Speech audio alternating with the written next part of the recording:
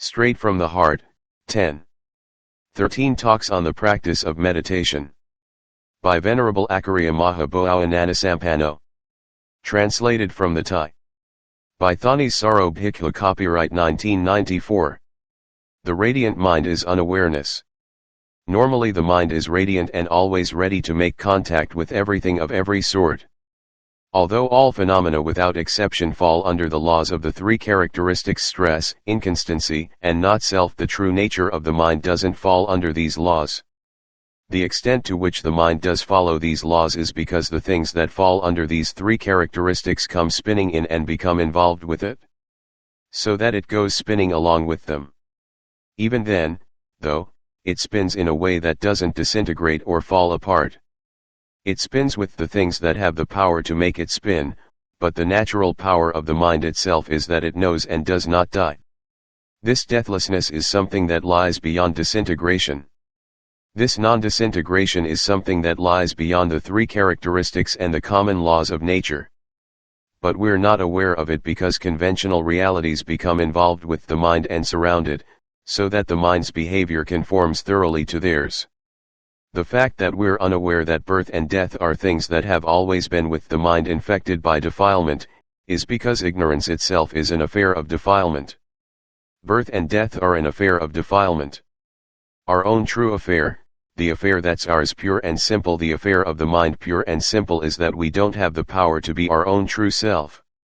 We have been taking all sorts of counterfeit things as our self all along, and so the mind's behavior is not in keeping with its true nature. Its behavior falls under the sway of the deceits of defilement, which make it worry and fear, dreading death, dreading everything. Whatever happens, a little pain, a lot of pain, it's afraid. If even the least little thing disturbs it, it's afraid. As a result, the mind is filled with worries and fears. Even though fear and worry aren't directly an affair of the mind, they still manage to make it tremble. We'll see when the mind is cleansed so that it is fully pure and nothing can become involved with it, that no fear appears in the mind at all. Fear doesn't appear. Courage doesn't appear. All that appears is its own nature by itself, just its own timeless nature. That's all. This is the genuine mind. Genuine mind here refers only to the purity or the Sapatis of the Arahants. Nothing else can be called the genuine mind without reservations or hesitations.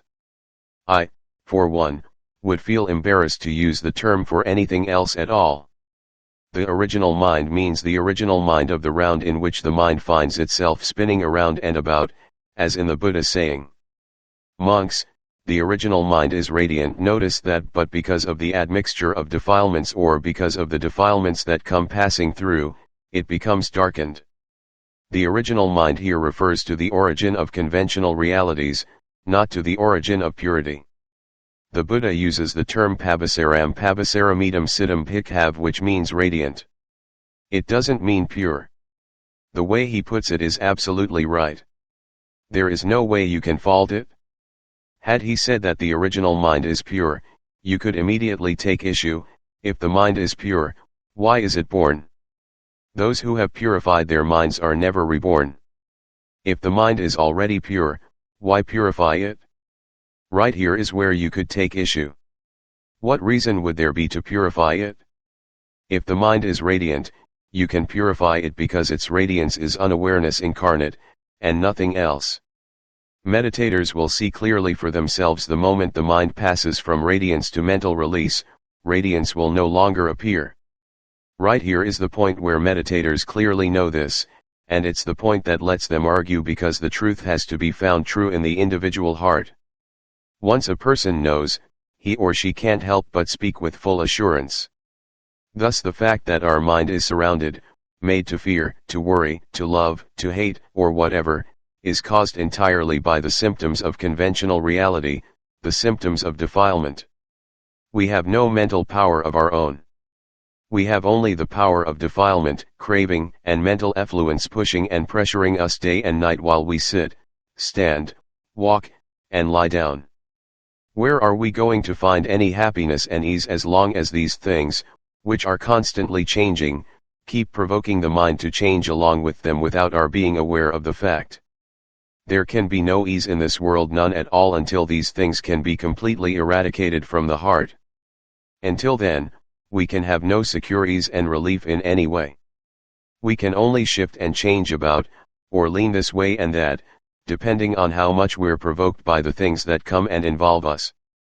This is why the Buddha teaches us to cleanse the mind, which is the same thing as cleansing ourselves of suffering.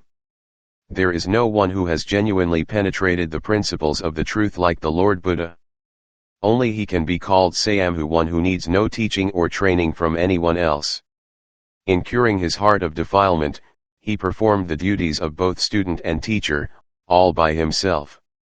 Until he awakened to the level of the superlative Dhamma, becoming the superlative person, the superlative master. This is not to deny that on the level of concentration, the development of mental stillness, he received training from the two hermits. But that in itself wasn't the way of extrication leading to the level of omniscience, Sabanu. By the time he was to attain omniscience, he had left the two hermits and was striving on his own. He came to know the Dhamma on his own and to see on his own, without anyone else's teaching him. He then brought that Dhamma to teach the world so that it has known good and evil, heaven, hell, and nibbana ever since. Had there been no one to teach us, we of the world would be completely burdened with the mass of fire filling our hearts and would never see the day when we could put our burdens down. This being the case, we should appreciate the worth of the Dhamma that the Buddha brought to the world after having endured hardships in a way no one else in the world could have managed. So now, at present, what is it that covers the heart so that we can't find its radiance and purity, even though each of us wants to find purity? What conceals it? To answer in terms of natural principles, we should start with the 5 khandhas.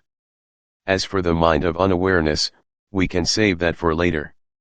Let's just start out with what's really obvious: the 5 khandhas and their companions, sight, sounds, smells, tastes, and tactile sensations. These make contact with the eye, ear, nose, tongue, and body, and then link up with the mind, forming the basis for this assumption and that. The mind then takes the objects that have come passing by and uses them to bind itself, entangle itself, or encircle itself so that it is completely darkened with love, hate, anger, and all sorts of other states, all of which come from the things I have mentioned. But what lies buried deep is our belief that the khandhas form ourself. From time immemorial, whatever our language, whatever our race, even when we are common animals, we have to believe that these things are us, are ours. That they are a being, the self of a being, our own self. If we become deities, we believe that our divine bodies are ours. If we become hungry ghosts or whatever, the things we dwell in gross bodies or refined we take to be us or ours. Even when we become human beings and begin to have some sense of good and evil, we still have to believe that this is us, or this is ours. Of the 5 khandhas, the body, rupa, is us. Vedana, sana, sankhara, and vijnana are us, are ours. These assumptions lie buried deep within us. The Buddha thus teaches us to investigate. We investigate these things so as to see their truth clearly and then to uproot our mistaken assumptions and attachments that they are the self. We do this for the sake of freedom and for nothing else. If we look at these things in their normal state, we might wonder why we should investigate them.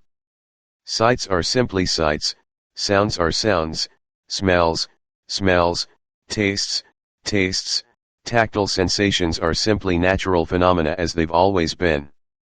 They've never announced that they are our enemies. So why investigate them? We investigate them to know the truth of each one of them as it actually is. To realize our own delusions by means of this investigation and to extricate ourselves from them through knowledge, for the fact that the mind lays claim to the khandhas as itself, as belonging to itself, is because of delusion and nothing else. Once we have investigated and clearly understood what these things are, the mind withdraws inwardly through knowledge, understanding, and discernment, with no more concern for these things. We investigate whichever khandha is most prominent. We needn't conjecture or speculate about the fact that we haven't contemplated the 5 khandhas in their entirety, or each khandha in turn. We needn't conjecture at all. All we need to do is to see which khandha is prominent and merits investigation at the moment, which khandha we feel best suited to handle, and then investigate and explore it so that it becomes clear. Take, for instance, the body. Whichever aspect of the body is most prominent in your awareness, the aspect that has you most interested, that you want most to investigate. Latch onto that spot and focus on examining it so as to see its truth in terms of the question, what is stress? In the texts we are told that stress, dukkha, means unendurability. But this doesn't sit well with my own crass tastes, which is why one man's meat being another man's poison, I prefer to translate stress as a constant squeeze. This is more in keeping with my tastes, which are very crude. For example, the phrase, Yampixam na labhati tampi duksam, is right in line with my translation. In other words, not attaining what is desired is stress. How is it stress? In that it puts a squeeze on us, or makes us uncomfortable. If we don't get what we want, we're uncomfortable. Even if we get what we want but then lose it, we suffer stress. Stress in this sense fits the translation, a squeeze. This squeeze is what's meant by stress or unendurability. If it can't endure, let it go its own way. Why mess with it? Actually, no matter which khandha, no matter which of the three characteristics, the mind is the one at fault for getting attached. Which is why we have to examine the khandhas until we have them clear. Whatever aspect of the body, look so as to see it clearly. If we're not yet clear about the filthiness in our physical heap, we can look at the charnel ground within us so as to see it clearly. When we're told to visit the charnel ground, this is where we make our visit. Even if we visit a charnel ground outside, the purpose is to reflect inwardly on the inner charnel ground, our own body. As for the external charnel ground, in the days of the Buddha it was a place where corpses were scattered all over the place. The dead were hardly ever buried or cremated as they are today.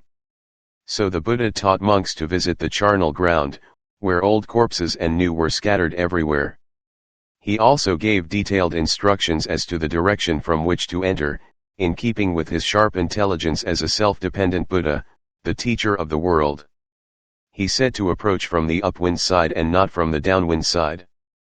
Otherwise the stench of the various corpses would be bad for your health. When you encounter corpses in this way, how do you feel? Look at the different types of corpses. How do you feel? Now refer inwardly, to your own body, which is another corpse. This is how he taught the monks to investigate. Once we have an eyewitness ourself as to what the corpses in the external charnel ground are like, we can refer inwardly to the internal charnel ground, ourself again. Once we have grasped the basic principle, the external charnel ground gradually fades out of the picture. Instead, we investigate our internal charnel ground so that it becomes gradually more and more clear.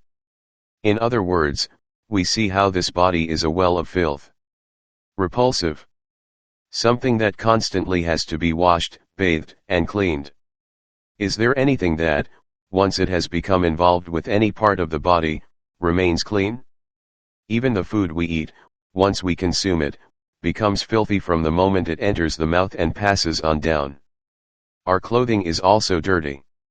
It has to be washed and laundered, a lot of fuss and bother. The same holds true for our homes. They constantly have to be cleaned, scrubbed, dusted, and swept. Otherwise they turn into another charnel ground because of the filth and the smell.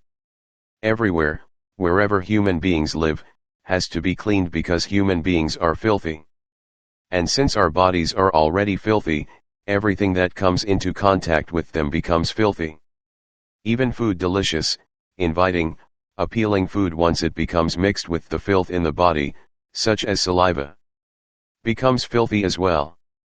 If you took food of various kinds into your mouth and then spit it out, there'd be no way you could take it back in again. It'd be too disgusting. Revolting. Why? Because the body is filthy by its very nature, and so whatever becomes involved with the body becomes filthy as well. To contemplate in this way is called investigating the charnel ground, or investigating the theme of loathsomeness. So, Focus in on seeing its inherent nature. Look at every facet, in whichever way comes most naturally to you. When you've examined one spot, your knowledge gradually seeps into the next spot and the next. If mindfulness and awareness keep in close connection, discernment can't help but go to work and advance unceasingly. You'll feel profoundly moved as you come to see and know truly, step by step. This is discernment on the first level of investigation. Once you've investigated filthiness, you then investigate the process of change in the body. In other words, filth is in this body. Dry corpses, fresh corpses, raw corpses, cooked corpses, all kinds of corpses are gathered together in this body. But I've never heard the place where they are barbecued, roasted, and stewed called a crematorium. Instead, it's called kitchen. But actually, that's what it is, a crematorium for animals. And then they're all buried here in the stomach, this grave. We're a burial ground for all kinds of animals, yes, us. If we look at ourselves in all fairness, with impartiality, because we're filled with old corpses and new. Once we have contemplated in this way, then if we don't feel disenchantment, if we don't feel disengagement, what will we feel? For that's the way the truth actually is. The Buddha taught us to get to the truth, because this is what the truth is. If we don't resist the truth, we will all be able to unshackle ourselves from our attachments and false assumptions, from our stupidity and foolishness step by step. The mind will become bright and clear, radiating its brightness with dignity, bravery, and courage in the face of the truth that comes into contact with it at all times. It will be content to accept every facet of the truth with fairness and impartiality. Even though we may not have yet abandoned our attachments absolutely, we can still find relief in having put them down to at least some extent. We no longer have to be constantly weighed down with our attachments to the khandhas to the point where we are always miserable. This is in keeping with the saying, fools, the heavier their burdens, the more they keep piling on. Sages, the lighter their burdens, the more they let go until nothing is left. When we investigate in this way, we should examine the process of change in the khandhas. Every piece, every bit, every part of the body undergoes change. There's no exception, not even for a single hair. Everything undergoes change in the same way. So which part is us, which part is ours, to which we should be attached? The same holds true with the word anatta, not self. It drives home even more firmly the fact that these things don't deserve our attachment. Anatta lies in the same parts as change, the very same parts. They're anatta, not ours or anyone else's. Each one is simply a natural phenomenon mingled with the others in line with its own nature, without any concern for who will like it or hate it, latch onto it or let it go. But we human beings are light-fingered and quick. Whatever comes our way, we snatch hold of it, with no concern for right or wrong. We're more light-fingered and quick than 100 monkeys. And yet all of us, all over the world, like to criticize monkeys for not being able to sit contented and still. Actually, we ourselves can't stay contented and still in any position. We're full of restlessness, unruly, reckless, overflowing our boundaries, and yet we never think of criticizing ourselves. The Dhamma taught by the Buddha is thus like a stick for slapping the hands of this light-fingered, unruly monkey. With the three characteristics, anatta among them, he warns us, strikes our wrists, don't reach. He slaps us, strikes us, don't reach for it as me or mine. The phrase, the body is not the self, is just like that. Don't reach for it. Don't latch onto it. This is simply so that we will see that it's already not self. By its nature it's not self. It doesn't belong to anyone at all. He's already told us, anatta, it's not the self. This is how we investigate the body. So, now then, focus on visualizing it as it disintegrates, in whichever way seems most natural to you. This part decomposes. That part decomposes. This part falls off. That part falls off. Let yourself become engrossed in watching it, using your own ingenuity. This falls off, that falls off, until everything has fallen apart, all the bones, from the skull on down. Once the skin that enwraps them has decomposed, the flesh has decomposed, the tendons that hold them together have decomposed. The bones can't help but fall apart, piece by piece, because they are held together only by tendons. Once the tendons decompose, the different parts have to fall off piece by piece in a pile on the ground, scattered all over the place. You can even visualize having vultures, crows, and dogs come to eat and scatter the parts everywhere. How does the mind feel about this? Well then, look at it. Visualize the liquid parts seeping into the earth and evaporating into the air, then drying away until they no longer appear. The solid parts, once they've dried, return to the earth from which they came. Earth returns to earth, water to water, wind to wind. Penetrate down into any of four elements: earth, water, wind, or fire, because each gives clear evidence of the noble truths. We don't have to think that we've examined earth clearly, but this element or that element isn't clear. We needn't think that way at all. If we examine any one of them until it's clear, we will penetrate them all, because earth, water, wind, and fire are all already open and above board. They appear to our sight. In our body, we already have water. Wind, for example, the in and out breath is already clearly there, already clear to see. Fire, the warmth in the body, is something we all have here in our bodies. So why don't we accept its truth with right discernment? Once we've investigated it over and over again, we have to accept it. We can't resist the truth, because that's why we're here, we want the truth. So keep investigating. Look for the part that's you or yours. Look for it. There isn't any, not a one. The whole thing originally belongs to them, to earth, water, wind, and fire. It originally belongs to the different elements. Now, when you look in this manner, the mind can settle down and grow still. At the same time, these aren't preoccupations that will make the mind proud, conceited, or unruly. Rather, they are themes that calm the heart, which is why the Buddha taught us to investigate them repeatedly until we understand and become adept at them. When the mind sees clearly with its own discernment, it can't help but withdraw into stillness, firmly centered within, letting go of all its cares. This is one level in the investigation of the khandhas. Now for the next step, investigate feelings of pain, especially when you are ill or have been sitting in meditation for a long time, and severe pain arises. Take it on, right there. A warrior has to fight when the enemy appears.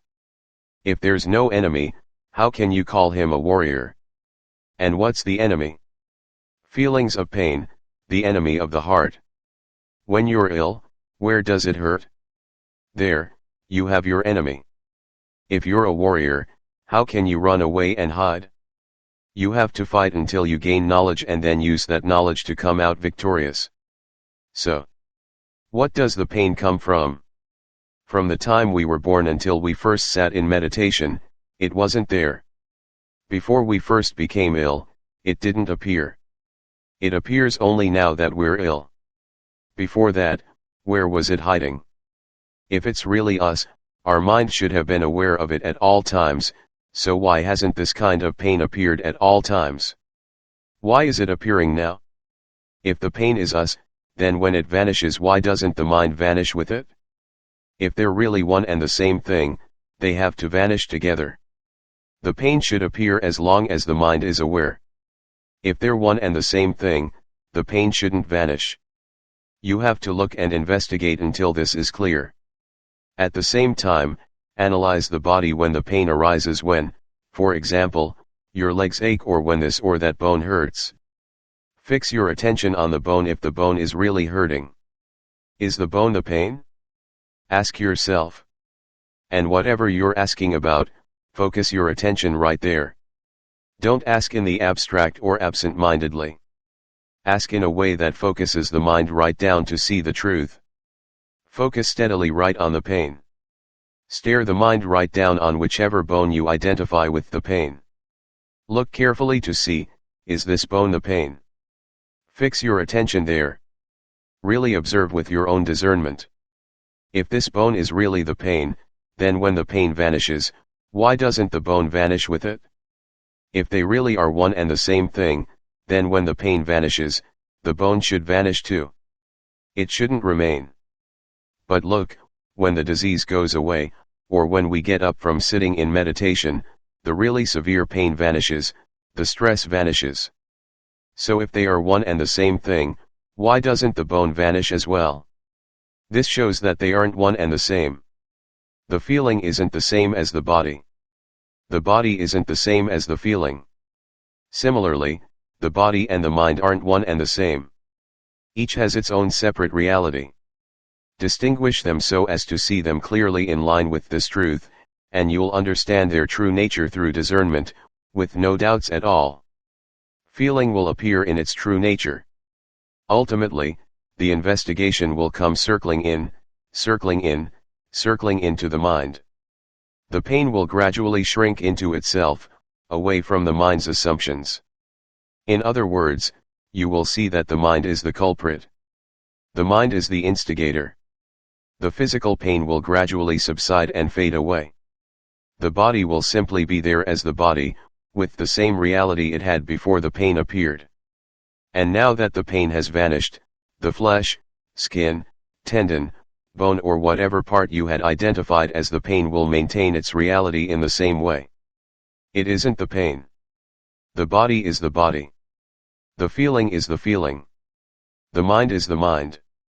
Fix your attention on seeing them clearly. Once the mind has penetrated to the truth, the pain will disappear. This is one result. Another result is that even if the pain doesn't vanish, here I'm referring to the physical pain, still it can't have any impact on the heart and mind. Ultimately, the mind is serene, secure, and majestic, there in the midst of the physical pain. No matter which part of the body you say is pained, even if it's the whole body at once, the mind isn't disturbed or agitated in any way. It's relaxed and at ease because it has seen with discernment right through the pain appearing at the moment. This is another sort of result that comes from investigating pain. When investigating pain, then the greater the pain, the more important it is that your mindfulness and discernment not retreat. They have to keep advancing so as to know the truth. You needn't aim at making the pain vanish, because such a desire would simply enhance the pain and make it more and more severe. Actually, you're making an investigation simply to see the truth. Whether or not the pain vanishes, know the truth that is the pain or gives rise to the pain by seeing through it with your own discernment. That's enough. Fix your attention there, and these things will keep appearing and disappearing there in the khandhas. The body appears for a certain period and then disintegrates in what we call death. As for feelings of pain, they appear 100 times in a single day and then disappear 100 times, 1,000 times as well. What's lasting about them? This is the kind of truth they are. Get so you clearly know with discernment the truth of painful feelings as they appear. Don't retreat or let the mind wander adrift. What is Sana labeling at the moment? Sana is the important instigator. As soon as Sankhara fashions anything blip, Sana latches right onto it and labels it this, labels it that, stirring things all up. When we talk about the things that create havoc, provoking this issue and that, we're referring to these characters, Sankharas and Sanas, that label things and stamp meanings on them. This is us. This is ours. This is pain. It hurts right here. It hurts right there. I'm afraid of the pain. I'm afraid to die, afraid of everything of every sort. These are the characters that fool us into fear, making the mind apprehensive, making it give up its efforts and lose. Is it good to lose? Even children playing games have a sense of shame when they lose, and try to make up their losses. As for meditators who lose out to defilement, who lose out to pain, if they don't feel embarrassed in the presence of the defilements, the pains, and themselves, then they're simply too shameless. Know that Vedana, Sana, Sankhara, and Vinana are simply individual conditions displayed by the mind. They appear and vanish. Sana anattasi? They too are not self, so how can you hold to them? How can you believe them to be you, to be yours, to be true? Keep track of them so that you can know them clearly with mindfulness and discernment. Audacious, undaunted, diamond-hearted, decisive in the face of defilement and pain of every sort.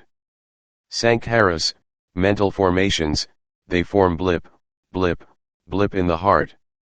The heart ripples for a moment, blip, blip, blip. The moment they arise, they vanish.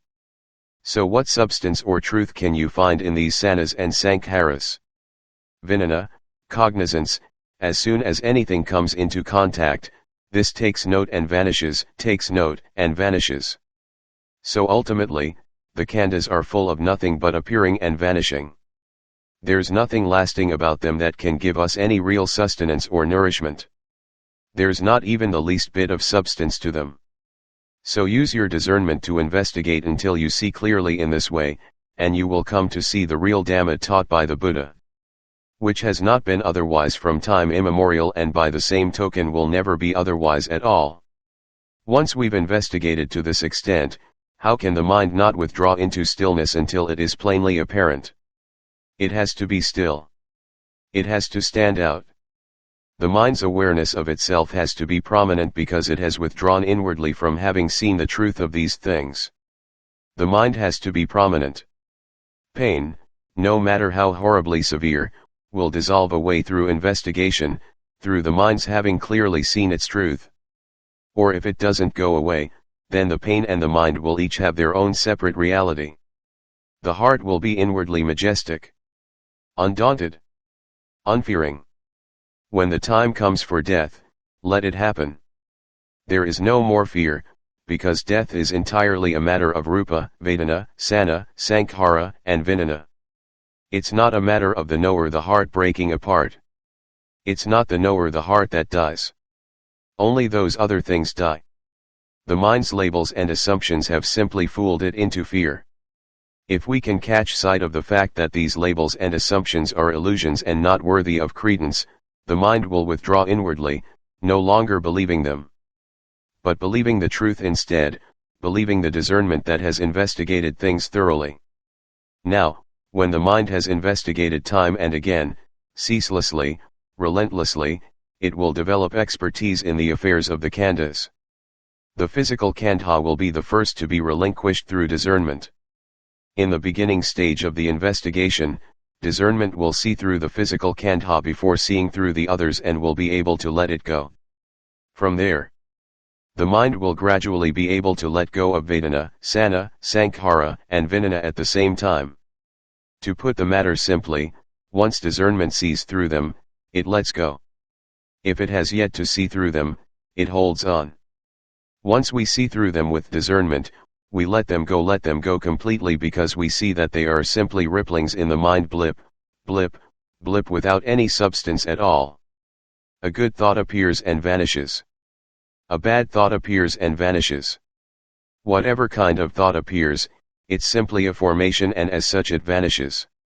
If 100 formations appear, all 100 of them vanish. There is no permanence to them substantial enough for us to trust. So then, what is it that keeps supplying us with these things or keeps forcing them out on us? What is it that keeps forcing this thing and that out to fool us? This is where we come to what the Buddha calls the Pabhasarasiddha, the original, radiant mind. But monks, because of the admixture of defilement, or because of the defilements that come passing through from sights, sound, smells, tastes, tactile sensations, from rupa, vedana, sana, sankhara, and vijnana, that our labels and assumptions haul in to burn us, the mind becomes defiled. It's defiled with just these very things. Thus investigation is for the sake of removing these things so as to reveal the mind through clear discernment. We can then see that as long as the mind is at the stage where it hasn't ventured out to become engaged in any object inasmuch as its instruments, the senses, are still weak and undeveloped, it is quiet and radiant, as in the saying, the original mind is the radiant mind. But this is the original mind of the round of rebirth, for example, the mind of a newborn child whose activities are still too undeveloped to take any objects on fully. It's not the original mind freed from the cycle and fully pure.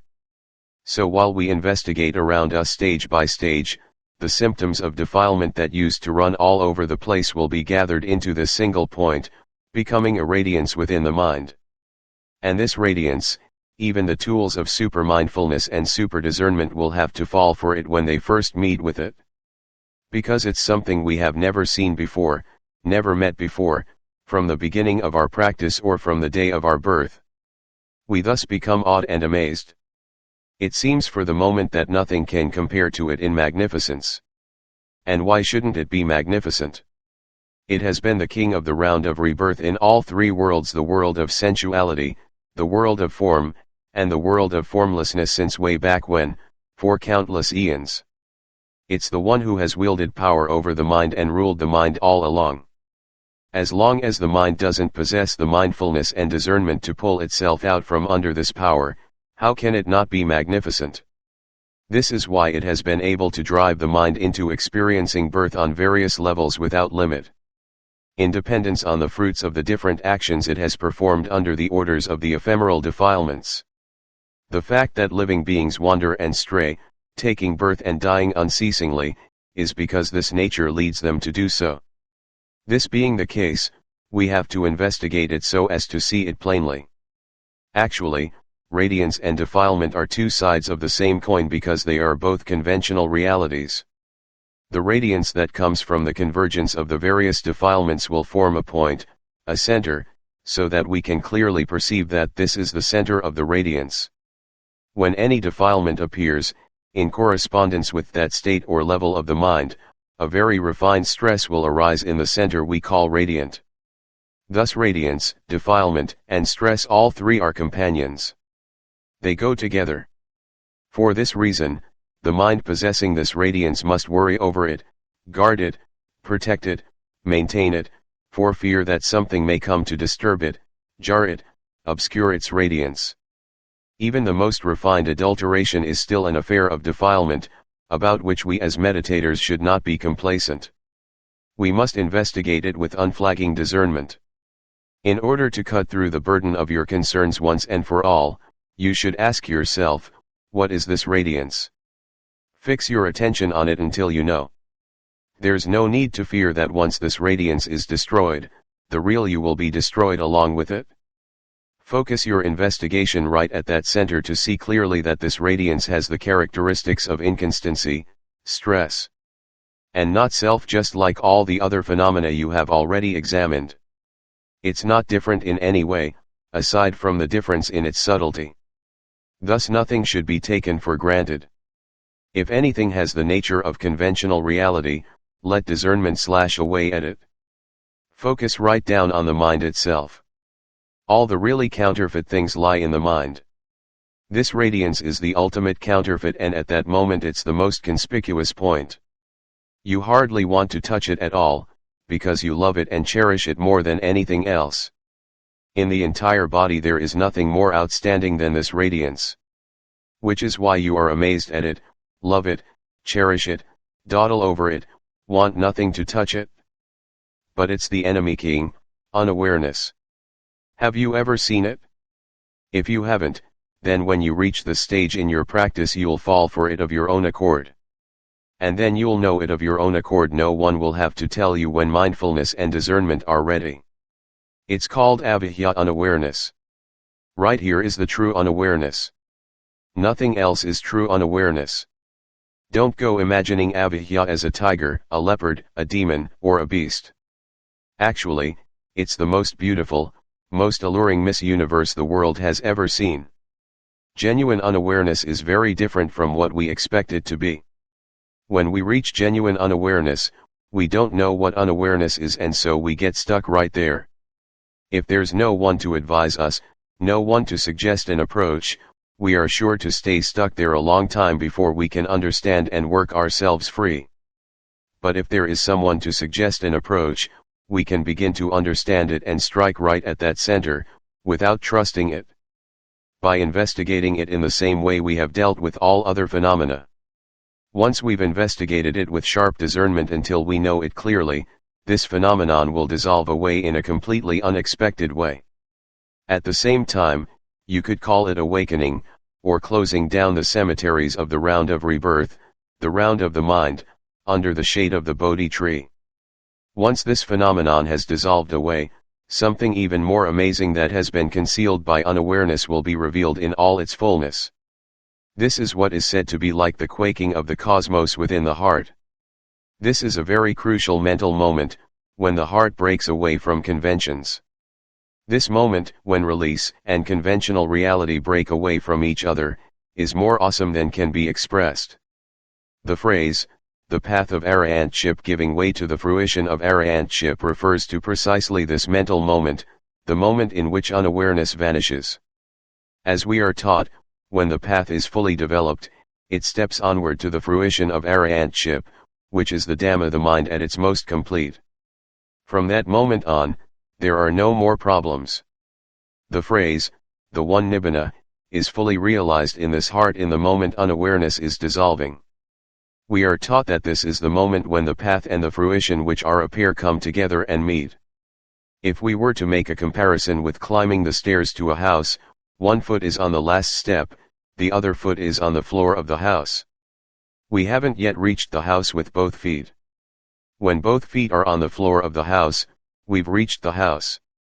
As for the mind, it is said to reach the Dhamma or to attain the ultimate Dhamma, and from the moment of attainment it's called the one nibbana. In other words, the mind is completely free. It displays no further activity for the removal of defilement. This is called the one nibbana. If you want, you can call it the fruition of arahantship, for at this stage there are no more defilements to quibble. Or you can call it the one nibbana. But if you want to give it the conventional label most appropriate to the actual principle, so that nothing is deficient in conventional terms, you have to say the one nibbana, so as to be completely fitting with conventional reality and release in the final phase of wiping out the cemeteries of the mind of unawareness. The Buddha taught, Natha santi param sukham. There is no ease other than peace. This refers to the stage of those who have no more defilements, who have attained sayapatis nibbana alive, such as the arahants. To practice the religion means to attend to your own heart and mind. Who is it that suffers pain and difficulty? Who is the suspect, forever imprisoned? Who else, if not the mind? And who has it imprisoned, if not all the defilements and mental effluence? To deal with the situation, you have to deal directly with the enemies of the heart, using your discernment.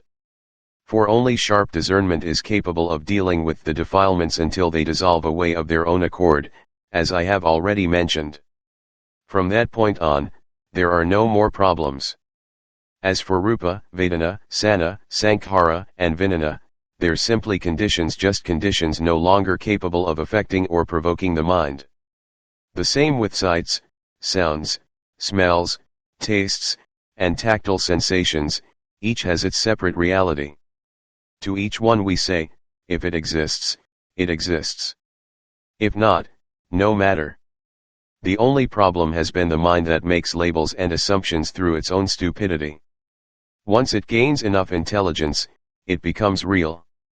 All phenomena within and without are real. Each has its own separate reality, with no more of the conflicts or issues that used to occur. When we reach the stage where each has its own separate reality, we can say that the war between the mind and defilement is over. When the time comes to part, we part. If not, we live together, like everyone else in the world. But we don't take issue with each other like everyone else in the world, because we've made our investigation. If the words inconstancy, stress, and not self don't refer to the khandhas for which we are responsible, what do they refer to? So now we have completed our study of the three characteristics, tilakkhana, rather than of the three divisions, tipitaka, of the Pali Canon. Although actually the three divisions are nothing other than the three characteristics, in that the three divisions are a description of the three characteristics throughout. Inconstancy, the process of change. Stress. Not self, the khandhas are not us while we are living, so when we die what is there to latch onto? When you see the truth in this way, you don't worry or feel apprehensive over the life or death of the khandhas. The mind simply perceives the modes in which the khandhas behave and break apart, but by its nature it doesn't disband along with the khandhas, so there's nothing to fear. If death comes, you don't try to prevent it. If life continues, you don't try to prevent it, for each is a truth. In completing your study of death, you become the ultimate person, the ultimate you.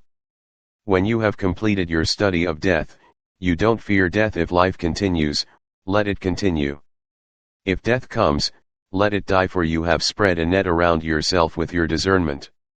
You don't tremble over the truths of which the heart is fully aware at all times. So, that's enough for now. As it happens, we're at the end of the tape.